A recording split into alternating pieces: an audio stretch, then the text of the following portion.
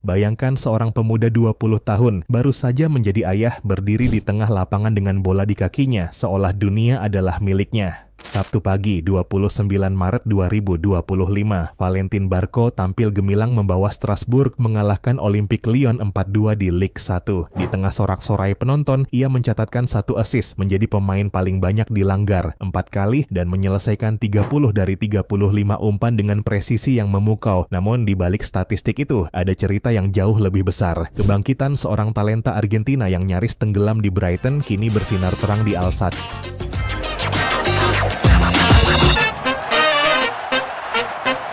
Halo dan selamat datang kembali di Papa Bola. Valentin Kolo Barco tiba di Strasbourg pada Januari 2025 dengan status pinjaman dari Brighton and Hove Albion, klub yang membelinya dari Boca Juniors setahun sebelumnya. Di Inggris, ia seperti burung yang dikurung. Bakatnya diakui, tapi tak pernah benar-benar diberi sayap untuk terbang. Baik Roberto De Zerbi maupun Fabian Hurzeler, dua pelatih Brighton, gagal menemukan cara memanfaatkan keajaibannya. Barco hanya menjadi catatan kaki dalam skuad hingga akhirnya Brighton melepasnya dengan kesepakatan pinjaman berdurasi 5 bulan yang kini disertai kewajiban pembelian sebesar 10 juta pound. Namun di Strasbourg segalanya berubah. Di bawah asuhan Liam Rowe Senior, Barco tak hanya menemukan kebebasan tetapi juga peran baru. Awalnya dikenal sebagai bek kiri, ia kini bermain sebagai gelandang serba bisa, pivot, interior, bahkan winger saat menyerang. Tekniknya yang halus, mimo total al balon. Seperti kata penggemar, membuatnya jadi motor permainan Strasbourg.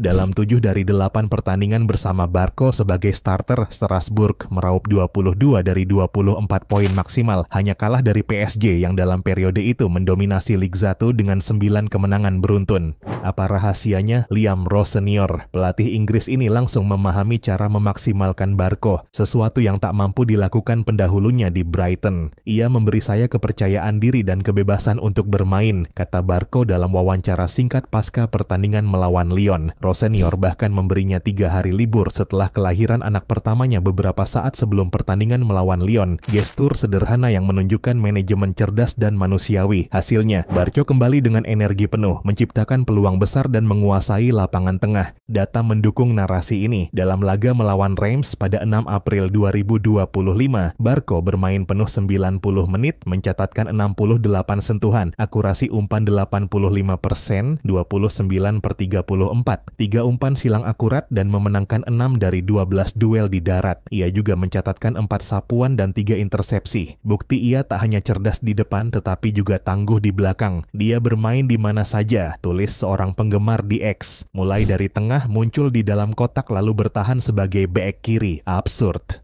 Valentin Barco tampil impresif sejak bergabung dengan RC Strasbourg pada Januari 2025. Dalam 8 laga Ligue 1 yang seluruhnya ia mainkan sebagai starter, Barco mencatat rata-rata 82 menit bermain per pertandingan. Meski tak mencetak gol, kontribusinya sangat terasa dalam pembangunan serangan dengan torehan 2 assist dan 3 peluang besar yang diciptakan. Ia juga mencatatkan rata-rata 70,3 sentuhan dan 39,1 umpan akurat per laga, 84%. Meski akurasi crossing masih rendah di angka 15%. Secara defensif, Barco mencatat rata-rata 2,5 tackle, 1,1 intercept, dan 6,5 recovery bola per pertandingan. Ia juga unggul dalam duel darat dengan persentase kemenangan 60%. Heatmap-nya menunjukkan jangkauan permainan yang luas, aktif dari sisi kiri pertahanan hingga ke area tengah lawan. Kendati belum menghasilkan tembakan tepat sasaran dari 5 percobaan, peran Barco sebagai dinamo permainan terlihat jelas dari konsistensi dan intensitas permainannya. Dengan performa ini, ia menjadi salah satu aset penting Strasbourg dalam perburuan tiket Eropa. Ya, sejak kedatangan Barco, Strasbourg tak lagi sekadar tim papan tengah. Kini, mereka berada 1 poin dari zona Liga Champions, prestasi yang tak pernah dibayangkan di awal musim. 2 assist dalam 8 laga mungkin terdengar sederhana, tapi pengaruhnya jauh melampaui angka. Ia adalah penggerak, pembuka ruang, dan mimpi buruk bagi lawan. Bersama gelandang Brasil Andre Santos, Barco menjadi tulang punggung lini tengah Strasbourg, mengubah klub ini menjadi penantang serius di Ligue 1.